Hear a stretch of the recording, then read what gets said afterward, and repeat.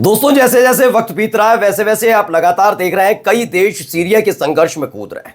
इन सब के बीच कई बड़ी खबरें आपके सामने लेकर हाजिर हूं। कौन कौन सी वो खबरें आज मैं अपनी इस वीडियो में आपको दिखाने जा रहा हूं, जरा मैं आपको बताता हूं। सबसे पहले जो मैं खबर दिखाऊंगा कि आखिर विद्रोही गुटों की किस हरकत से आग बबूला हो गया ईरान। एक घटना पर ईरान का पारा हाई, क्या अब होगी बड़ी कार्रवाई। जो दूसरी हमारी खबर है वो है कि सीरिया संघर्ष में लेबनान के पूर्व राष्ट्रपति ने तकफीरी लड़ाकों से ये क्या कह डाला। गजा के नाम पर जो दिया संदेश जरूर सुनना चाहिए। तीसरी खबर है कि बीतते वक्त के साथ सीरिया संघर्ष में कई देशों की एंट्री, अब एक नए देश के बयान ने आग में डाल दिया घी। और सबसे आखिर में आपको दिखाऊंगा कि आखिरकार लेबनान में अचानक सड़क पर क्यों उतर आई हजारों लोगों की भीड़। वीडियो देख आप भी रह जाएंगे हैरान। द लाइव टीवी, सच सबसे आगे। नमस्कार, मैं हूं प्रज्वल गौतम और आप देख रहे हैं द लाइव टीवी। मैं वीडियो की शुरुआत करूं उससे पहले एक अपील करना चाहूंगा, जो आप लगातार मैं कर भी रहा हूं और आप मेरा साथ दे भी रहे हैं। मेरा ये जो पूरा अभियान शुरू हुआ उसके लिए आपने पूरी तरीके से अपने भाई का सहयोग दिया, साथ दिया, उसके लिए तहे दिल से शुक्रिया।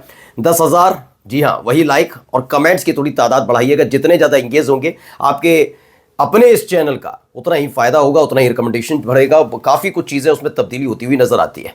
इसीलिए बस रिक्वेस्ट मेरी ये रहती है कि आप ज़्यादा से ज़्यादा जुड़िए। और हाँ, QR कोड पर जो स्कैनर ये दिख रहा है, स्क्रीन पर QR कोड स्कैनर दिख रहा है, उस पर जितनी संभव मदद हो हमारी मदद भेजिएगा। आपकी हर एक मदद और प्यार दुलार का इंतजार लगातार मैं और मेरी पूरी टीम करती है। और जो आपका अब तक प्यार हमको मिला है उसके लिए तहे दिल से शुक्रिया। और बिना देर किए मैं खबर लेकर चलता हूँ। सबसे पहले मैंने जिक्र किया ईरान का। दरअसल ये सारा खेल हर कोई जानता है कि शिया सुन्नी वाला जो पूरा चैप्टर एकदम खुला। अब तक सब कुछ शांत था, आपने मिडिल ईस्ट में देखा सब कुछ शांत चल रहा था। पूरी दुनिया इस बात की हैरत में थी कि हो क्या रहा है। ये फिलिस्तीनी जो है वो सुन्नी है और हिजबुल्लाह शिया। आखिरकार उसने शिया सुन्नी के बीच के भेद को, इस लाइन को मिटाकर अचानक से साथ देना क्यों शुरू कर दिया गजा का। इसको लेकर और देखिए जो साथ दिया गया उसका असर भी देखने को मिला। किस तरीके से इजराइल बैकफुट पर नजर आया है। वो जो कर रहा है वो छोड़ी, लेकिन हिजबुल्लाह की वजह से ये कितना लंबा संघर्ष खिंचता चला गया हर किसी ने देखा। लेकिन जैसे ही सीज फायर होता है उसके 24 घंटे भी नहीं बीतते और सीरिया में शिया सुन्नी का जो विभेद था वो दोबारा उत्पन्न होता हुआ नजर आएगा। तो वाकई हैरत करने वाला है कि क्या वाकई बड़ी साजिश चल रही है इन सब चीजों के बीच। चलिए मैं खबरें सिलसिलेवार तरीके से दिखाता हूं, क्योंकि ईरान में जो कुछ हो रहा है, ईरान की तरफ से जो कुछ कहा गया सीरिया को लेकर, वो जरूर सुनना चाहिए। पहले देखिए, ईरान की पार्लियामेंट में इसको लेकर बातचीत हुई। ईरान के जो संसद अध्यक्ष हैं उन्होंने बाकायदा सीरिया में जो कुछ हो रहा है उसके लिए किसी और को नहीं, इजराइल को चेतावनी दे डाली है। क्या कुछ कहा है देखिए। ये तेहरान की IRNA है, उसने बताया कि ईरान की जो संसद के अध्यक्ष हैं मोहम्मद बाकर कालीबफ, उन्होंने चेतावनी दी है कि उत्तरी सीरिया में तकफीरी जो लड़ाकों का नया हमला लेबनान में युद्ध विराम की स्थापना यानी युद्ध विराम होते ही जैसी सीज फायर हो उसके फौरन बाद हुआ है। और इजरायली है वो उनकी तरफ से ही लक्ष्य यानी टारगेट तय कर लिया गया था कि इधर सीज फायर होगा और उसके बाद वहां पर विवाद शुरू हो जाएगा। आपने इतना बड़ा विवाद सुना नहीं होगा, सीरिया के अंदर ये सब चल रहा है। अचानक से हुआ ना सीज फायर और दूसरे हो सकता है 3 से 4 घंटे के भीतर ये सब तमाशा शुरू हो गया वहां पर। ये हुआ क्यों, ये समझने वाली बात है। यानी अब तक शांत थे और अचानक से घी डाल दिया गया, ये नहीं। दरअसल ईरान इसलिए और नाराज हुआ है वहां पर क्योंकि एक वीडियो सामने आई थी। दरअसल ईरान के जो काउंसुलेट है उस पर तो उन्होंने हमला किया ही, मतलब वहां तक वो ये पहुंच गए, कब्जा कर लिया। काफी तस्वीरें, एक वीडियो पहले मैं आपको दिखाता हूं और इस वीडियो को जो दावा किया जा रहा है उसको दिखाता हूं। तो देखिए इस वीडियो, ये एक वीडियो सामने आई थी, उसमें आप देख रहे हैं कुछ इंस्ट्रूमेंट इनके हाथ में है, तस्वीरें भी दिखाई जाती हैं। चलिए इसको लेकर पहले मैं बता देता हूं हुआ क्या है। इसको लेकर जो दावा किया गया है वो दावा ये है दोस्तों कि दरअसल सीरिया में जो मोहम्मद साहब के नाती हैं इमाम हुसैन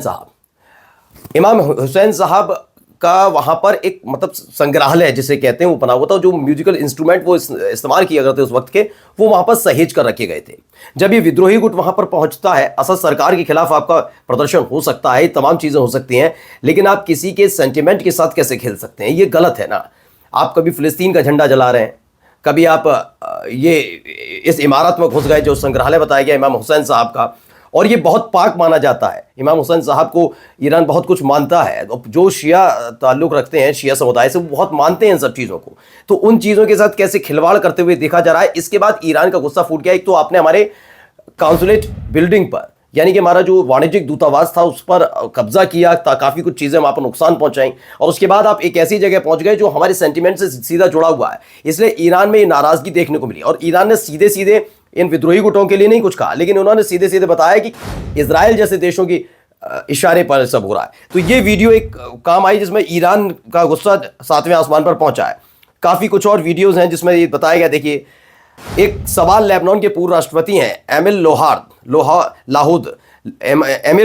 लाहौद ने पूछा है कि गजा जब युद्ध चल रहा था, यानी कि हमास ने जब हमला किया और उसके बाद अमेरिका के सहयोग से इजराइल लगातार गजा पर हमला कर रहा था हमास के नाम पर कि हमास को हम खत्म कर देंगे, उसके बाद वो फिलिस्तीनी बच्चे, बूढ़े बच्चे सबका कर रहा था, तब ये तकफीरी जो लड़ाके हैं वो कहाँ थे। अब ये सवाल क्यों पूछा गया, पहले मेरे दर्शक समझ लीजिए।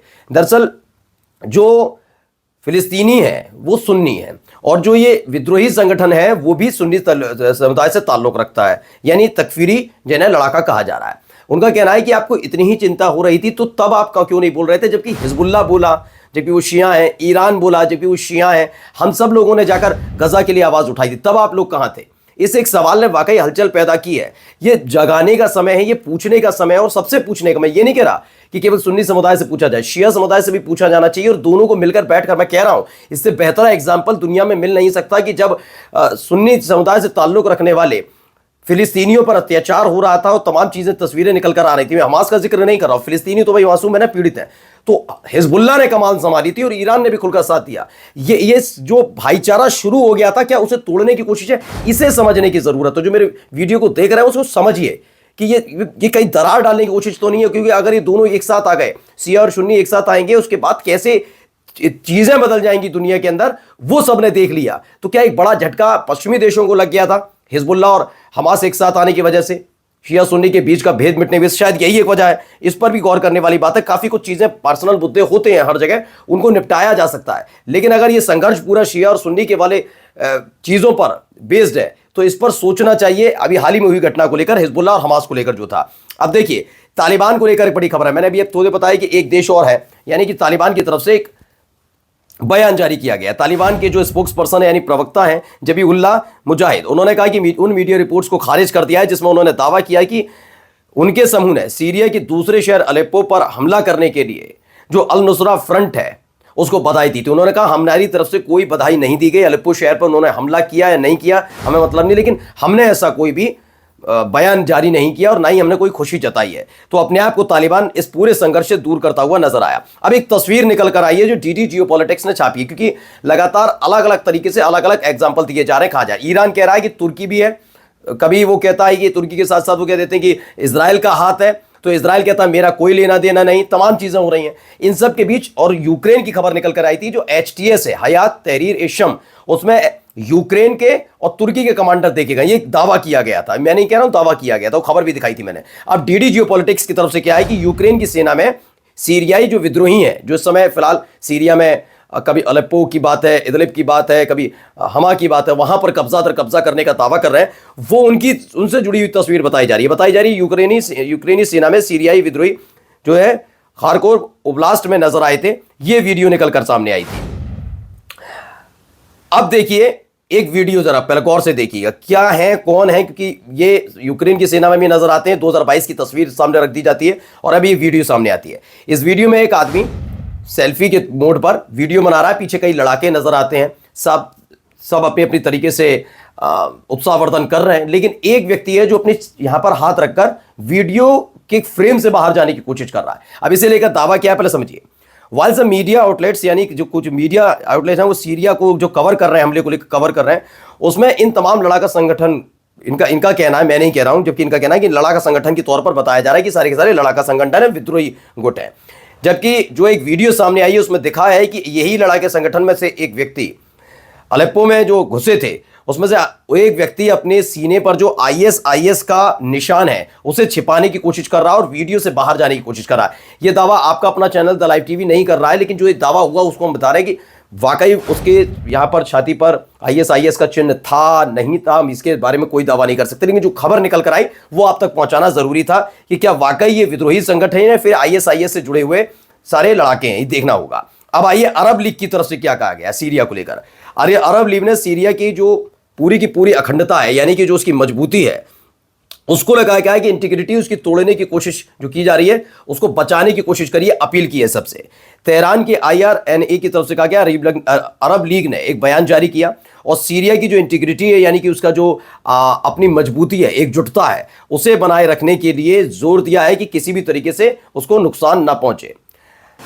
खबर आ जाती है व्हाइट हाउस से जुड़ी हुई। दरअसल खबर यह भी है कि अमेरिका के इशारे पर हो रहा है, क्योंकि अमेरिका के इशारे पर ही इजराइल ने पहली फुर्सत में ही सीज फायर कर लिया हिजबुल्लाह के साथ। वो बात अलग है, सीज फायर लगातार तोड़ा जा रहा है, लेकिन इन सब के बीच अमेरिका पर भी उंगली उठ रही है कि एक तरफ ये होना और अमेरिका के ही कहने पर क्या सीरिया में सब कुछ हुआ है जो इजराइल कर रहा है, कई देश आ गए।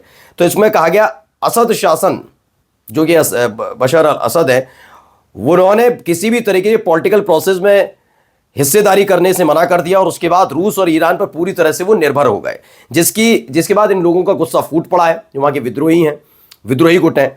सीरिया में ये जो हयात तहरीर अल शम के नेतृत्व में हमला जो हो रहा है, इन्होंने दावा किया कि अमेरिका का उससे कोई लेना देना नहीं है। यही नहीं, इन्होंने कहा कि हमारा लेना देना नहीं है, लेकिन हाँ, हम पिछले 48 घंटे से लगातार सीरिया की एक एक खबर पर नजर बनाए हुए हैं। जब आपका लेना देना नहीं है तो नजर क्यों बनाए हुए? यही तुर्की ने भी हाल में बयान दिया था, मैंने पिछली वीडियो में दिखाया। तुर्की का भी कहना था हमारा कोई लेना देना नहीं है, लेकिन हम नजर बनाए हुए हैं, एहतियातन कदम उठाएंगे, काफी कुछ। तो ये सारी चीजें हो रही हैं। अब आइए एक आखिरी वीडियो जिसका मैंने जिक्र किया, पहले वीडियो आप देखिएगा, कुछ तस्वीरें भी जुड़ी हुई हैं, पहले वीडियो आपको दिखा दो, वीडियो देखिए।